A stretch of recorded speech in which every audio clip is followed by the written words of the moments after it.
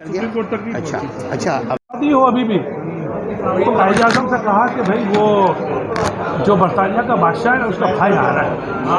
कायदे आज़म से कहा तो अक्सर अगर आप उसका इस्तेमाल कर लें एयरपोर्ट पे तो कायदे आज़म ने बोला मेरा भाई बरतानिया आएगा तो आपका बादशाह उसका इस्तेमाल करेगा जो आईनी सरबराह है। वो कह रहा है कि बरतानिया के बादशाह का भाई पाकिस्तान आ रहा है, आप उसका इस्तकबाल करें। कायदे आज़म आईनी सरबराह उससे बोला कायदे आज़म ने मैं भी आईनी सरबराह हूँ, मेरा भाई आएगा इंग्लैंड तो आपका बादशाह इस्तकबाल इक्वल टर्म से बात कर रहे हैं। पासपोर्ट बरतानिया का था, उसका पाकिस्तान का पासपोर्ट बना भी नहीं था, उनसे आज़ादी हासिल की थी, कर चुके थे, कर ली थी, फिर भी इसके बावजूद ये हाल था। ज़हनी तौर पर आप आज़ाद रहो। तो कायदे आज़म ने घड़ी तो नहीं बेची थी ना। कायदे आज़म ने घड़ी बेची थी, हार भी नहीं खरीदा था। हार का नहीं पता आपको? खातून अव्वल ने जो हार दिया था यूसुफ रज़ा गिलानी ने क्या किया था? गाड़ी की बात नहीं कर रहा, घड़ी की बता दूं आपको, थोड़ा विस्तार समझ लें। घड़ी बेच दी है इन्होंने, घड़ी बेच दी है, पैसा कौमी खजाने में आ गया है। सऊदी अरब वाले बुरा मानेंगे, अरे हमने तोहफा दिया आपने बेच दिया। वो क्या, मैं आपको मिसाल दे रहा हूँ। पाकिस्तान की टीम गई बांग्लादेश में, यानी अब आज़ादी हुई थी, 2 मुल्क बन गए थे। आसिफ इकबाल कैप्टन था, बंगालियों ने उनको हार पिलाया, इसको पाकिस्तानी टीम को। अब यार अब हमारे भाई थे, आप अलग होगा, हमारे पास क्या है? पाकिस्तान की टीम ने क्या किया, वो हार की फूल की पत्तियां तोड़ी और उन पर फेंकी। यार आपने हमसे मोहब्बत की, हमें ये फूलों के हार पहनाए, हमारे पास तो कुछ नहीं है, हम भी यहाँ पे फूल निशावर करें। वो बंगाली बुरा मान गए, ओहो हमारा फूल तोड़ दिया, हमारा फूल तोड़ा, वो पाँव में आ गया, हमने गले में पिनाया। तो एक कौम की जो रिवायत होती है, किसी यूरोपियन औरत को की नाफ आपने नहीं देखी होगी, बहुत कम थी नाफ बुरा, उनके यहाँ बुरा समझा जाता है। आप अमेरिका, ये श्रीलंका और इंडिया देखो, साड़ी उनके यहाँ ये बुरा नहीं समझा जाता। तो आपने घड़ी इनकी बेची, कौमी खजाने में ले लिया है पैसा, वो अब आप कहते हो कि हमने घड़ी बेच दी तो अरबों को बुरा लगेगा। अरे हमने आपको तोहफे के लिए दी थी, तोहफा किसी का बेचा जाता है? आपने बोला यार मैं तो घड़ी पहन नहीं रहा हूँ, बेच दो, ये इमरान लेगा। इसने जो गाड़ियाँ जीती थी वो चौकत खानों को देती, प्लॉट देती है, हॉस्पिटल ऐसे बना है। कौन से गाड़ी है चौकट खाना? दो, एक सवाल किया, एक नवाज शरीफ, जब ये 87 में वजीर आला था नवाज शरीफ, इससे 40 विकेटें ली इंडिया में, इंडिया को पहली दफ़ा हराया, ये मैन ऑफ द सीरीज़ था, 40 विकेटें ली थी, इसको गाड़ी दी नवाज शरीफ टीम ने दी, वो गाड़ी दी, वो प्लॉट दिया 87 में, वजीर आला था, 92 का वर्ल्ड कप जीता, चौधरी निसार आया इस्तकबाल के लिए, इन्होंने फिर प्लॉट दिए सबको, प्लॉट 2 प्लॉट दे दिया, रिकॉर्ड पे शौकत खान को 2 प्लॉट दे दिए। बढ़िया रखेगा यार, वो लेवल तो देखो आदमी का, तो आदमी का लेवल तो देखो, कोई बात तो करो। याकत अली खान चोरियाँ करेगा मुल्क से, इतना बड़ा रखा, ऐसी बात कर, जो आदमी देने वाला है वो आपके पैसे खा जाएगा। नवाज जरदारी का लेवल है, आसिफ जरदारी का लेवल है, नवाज का लेवल नहीं है, लेवल है भाई, आपका लेवल ही नहीं है, यूसुफ रज़ा गिलानी का लेवल है। वो अजहर भाई तुर्की की खातून अव्वल है, अर्दगान की बीवी, वो मिली, सैलाब आया 2010 में, 2010 में सैलाब आया तो इसने सैलाब से जान लड़कियों से इस सब ने हार दे दिया भाई, मंगलसूत्र यूसुफ रज़ा गिलानी खा गया, रख लिया। अच्छा, ओल्ड एज वालों करवाया था, ये पैसे ओल्ड एज वालों ने ऐसे भर दिए, कोई चमचा होगा ओल्ड एज का। जब ऑडिटर आए तो ओल्ड एज वालों से पूछा कि साहब ये 25 लाख रुपए कहाँ है? बच्चों की शादी करवाई, ये तो हमारी जिम्मेदारी थोड़ी थी, ये तो हार दिया था, ये तो हार लाओ या पैसे लाओ। इसको डिप्टी कमिश्नर ने बोला कि साहब वो हार मांग रहे हैं, तो इस बेशरम ने ये हार बुला कर दिया, इतने तो ये बेशरम और बगैर कॉलम लिखा था 3 हार, आपने कॉलम लिखा था 3 हार, 3 हार। एक हार हुजूर सल्लल्लाहु अलैहि वसल्लम का था, जो अपनी सबसे बड़ी बेटी ज़ैनब को दिया, और उसका शौहर मुसलमान नहीं था, ग़ज़वे बदर में जवान का बच्चा पकड़ा गया, पढ़ा लिखा था नहीं, भाई फिदिया दे, तो जुर्माना भर। तो हुजूर सल्लल्लाहु अलैहि वसल्लम की बेटी हज़रत ज़ैनब ने वो हार भिजवाया, तो हज़रत खदीजा ने दिया, तो हुजूर सल्लल्लाहु अलैहि वसल्लम को याद आ गई, आंखों में आंसू आ गए। तो साहबा ने कहा साहब हम इसके पैसे दे देते, ये हार अब अपनी बच्ची को वापस। हज़रत अब्दुल रहमान ने कहा एक हार हुआ, एक हार मुनव्वर हसन की बेटी को मिला था, मुनव्वर हसन की बेटी को, और मुनव्वर जमात इस्लामी। जमात इस्लामी उससे बोला बेटा ये किसको मिला है? ये मुनव्वर हसन को मिला है जो तेरा बाप है, या जो जब मुनव्वर हसन जमात इस्लामी का अमीर है? बोला वो तोहफे रख लो जो तुम्हारे चचा ने, मामू ने, रिश्तेदारों ने दिए हो। बाकी जो सियासी लोगों ने तोहफे दिए, इसमें ये हार भी है, ये जमात को वापस कर दो। 50-60 लाख रुपए हुए थे, जमात को वापस कर दिए। बताओ। प्रोफेसर खुर्शीद ने और आपके काजी हुसैन ने 12 साल सेनेटर ने तनख्वाह नहीं ली, गुजारा हो जाता है, शुक्र। तो लेते नहीं थे, तो लोगों ने बोला भाई लेते नहीं, इससे बेहतर है कि आप किसी फलाही इदारे को बोल दो, इनको बोल दो हमारी तनख्वाह वहाँ भिजवा दो, लेटर लिख के दे दो, वो जो आपकी तनख्वाह बनेगी वो फलाही इदारे को दे देंगे। तो वो फलाही इदारे को तनख्वाह दी, पैसे नहीं लेते थे। ये सब जमात इस्लामी की थी। ने भी सब दे दिया, अपनी गाड़ियाँ दे दी, अपने 2 प्लॉट दे दिए। तो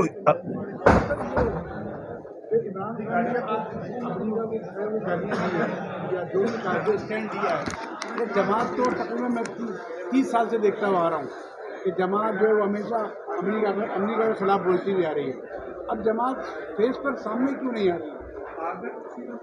जमात जो है अब फेस पर नहीं आ रही, खुलकर नहीं आ रही, यानी खुलकर मुखालफत क्यों नहीं करती? या इमरान का साथ क्यों नहीं दे रही? काजी हुसैन और मुनव्वर हसन थे ना, काजी हुसैन और मुनव्वर हसन, तो ये इमरान के करीब तर थे। हालांकि जमीयत के लड़कों ने इमरान को मारा था पंजाब यूनिवर्सिटी में, एक बैट कोई घुमा देता ना सर पे, बैट या हॉकी, तो मर जाना था, जान को खतरा था। इमरान ने क्या बोला, काजी साहब जिम्मेदार है। मुनव्वर हसन पे बुरा वक्त आया, मुनव्वर हसन ने बोला ये फौजी शहीद थोड़ी है, पूछो तो सही शहीद है क्या? ये तो अमेरिका की जंग लड़ रहे, ये तो मिस्टरी फोर्स है। अच्छा, सारे सियासतदान पीछे पड़ गए। इमरान से पूछा, इमरान ने पूछा भाई मुझे नहीं पता, जो मुनव्वर साहब ने कहा मुनव्वर साहब से पूछे, लेकिन मुझे लगता है कि ये एक ईमानदार सियासतदान है, जिनके पास एक ही मकान है 120 गज का, वो भी विरसे में मिला। यार मगर लोग उसको पसंद नहीं करते हैं, इसको यही जमात इस्लामी वालों को। मैंने वीडियो बनाई है, जमात इस्लामी को वोट क्यों नहीं मिलते? क्यों नहीं मिलता? 2 लफ्जों में बताएंगे, 2-4 लफ्जों में देंगे हमें। देखिए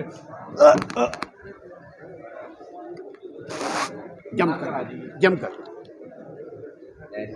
आप तो जवान आदमी हो, आप तो जवान आदमी वीडियो हो। बन रही है। देखिए वोट हासिल आप करने क्या के ख्याल लिए 3 रखिएगा, चीज़ें ज़रूरी है। देखिए वो तार देखिएगा। वोट हासिल करने के लिए 3 चीज़ें ज़रूरी है। जी हाँ, आप कायदे आज़म को देखें, भुट्टो को देखें, मुजीब को देखें, अल्ताफ़ हुसैन को देखें और इमरान खान को देखें। उन्होंने 3 शर्तें पूरी की हैं, जमात एक भी शर्त पूरी नहीं करती। पहली शर्त यह कि आप किसी सेगमेंट ऑफ सोसाइटी को एड्रेस करो। कायदे आज़म ने किसको एड्रेस किया? मुसलमान। मुजीब ने बंगालियों, भुट्टो ने गरीबों, अल्ताफ़ हुसैन ने महाजरों, इमरान ने नौजवान। और जब आप एक सेगमेंट ऑफ सोसाइटी को एड्रेस करोगे तो दूसरा सेगमेंट ऑफ सोसाइटी आपके ख़िलाफ़ हो जाएगा। कायदे आज़म के ख़िलाफ़ हो गए हिंदू, मगरबी पाकिस्तान ख़िलाफ़ हो गया मुजीब के, अल्ताफ़ हुसैन के ख़िलाफ़ हो गए सारे ये पठान दीगर जो हैं सिंधी महाजरों की बात कर रहा है।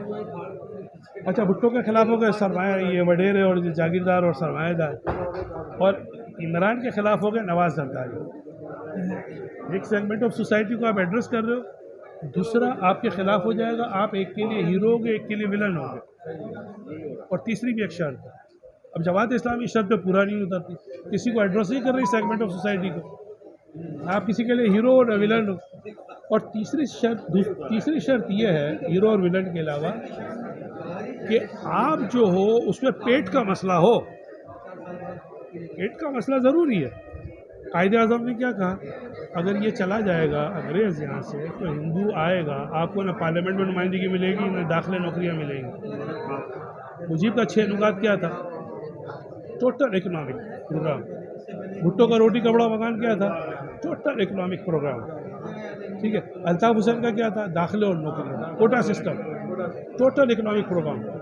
और इमरान का क्या था? टोटल इकोनॉमिक प्रोग्राम के ये करप्शन कर रहा है। 6 साल लगे उसको ये बात समझाने में कि ये जो गवर्नमेंट का पैसा चोरी करते हैं ये डायरेक्ट आपकी जेब से जा रहा है। 6-7 साल लगे समझाने में, तो उसमें इकोनॉमिक फैक्टर ज़रूरी है। अब जमात के उसमें किस सेगमेंट ऑफ सोसाइटी को एड्रेस कर रही है? सबको, यानी किसी को नहीं, नाराज किसी को ना नहीं। आप किसी के लिए हीरो हो, ना आप किसी के लिए विलन हो।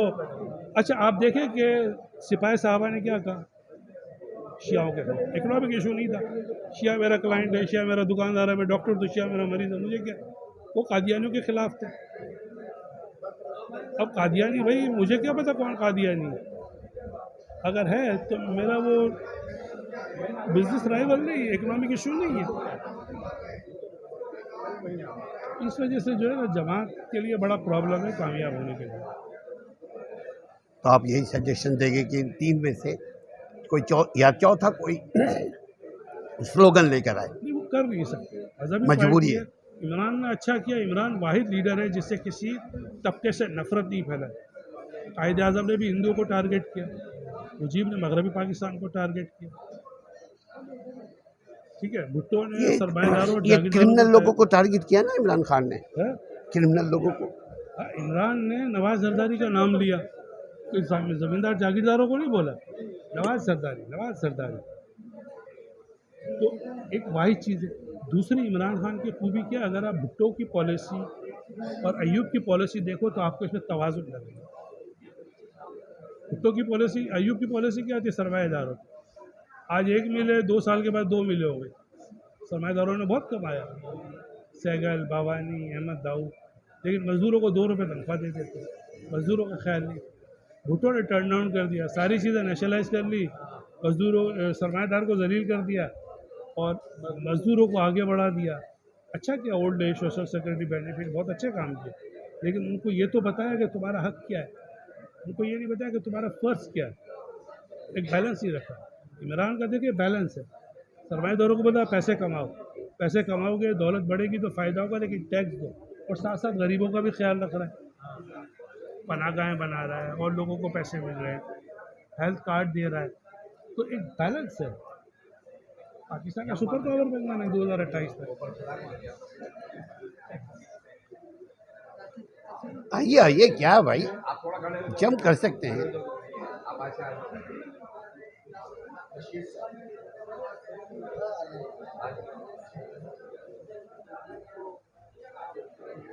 सर, महंगाई के ऊपर जो है इमरान खान ने अपना मोराल बहुत गिराया था। कोई नहीं पूछता क्या कहते हैं टमाटर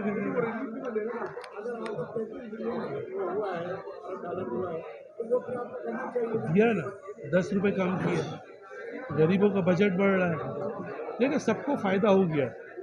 मसला किसको हुआ है? मसला जो प्राइवेट जॉब कर रहा है ना, उसकी तनख्वाह इतनी नहीं बढ़ी। बहुत सारे इदारों ने बढ़ा लिए, अब दुकानदारों ने भी कमा लिया। दाल अगर 100 रुपये की है, कल 120 की हो गई, तो उसके पास जो रखा हुआ माल वो तो कमा रहा है ना।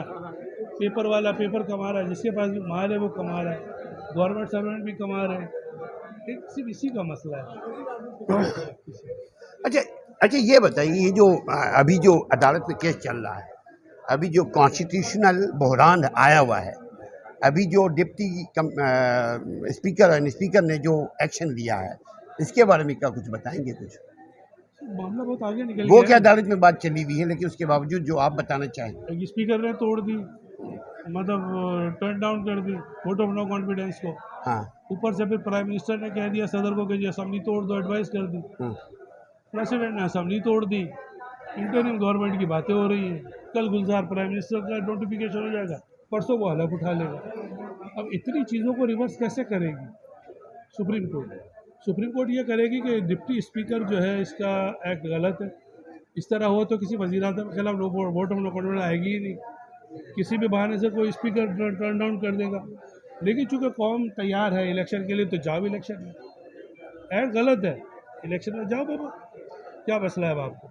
यही तो आपके मुतालबे थे ना कि गवर्नमेंट जल्दी ख़त्म हो जाए और इलेक्शन हो जाए, दोनों मुतालबे आपके पूरे हो रहे हैं। What the problem you have now? इसी किस्म का जोनजो के साथ भी कोई इक़दाम हुआ था ना? 89 में जी हाँ, जो कहा था जियाउल हक ने जो ये तोड़ी असेंबली, वो गलत है। मगर उसको बहाल नहीं किया। 58 में बहाल नहीं किया और कहा जी इलेक्शन में जाओ। उन्होंने लफ्ज़ इस्तेमाल किया था गियर्ड अप। गाड़ी गियर में आती है ना, the nation is geared up towards the election, so we are unable to restore the government. उसको लग रहा था जोनो जोनो के रिस्टोर होगी, वो तो सुप्रीम कोर्ट पहुंच भी गया था, लेकिन उन्होंने रिस्टोर नहीं किया। उन्होंने सुना भी नहीं, जोनजो को सुना भी नहीं। सुना।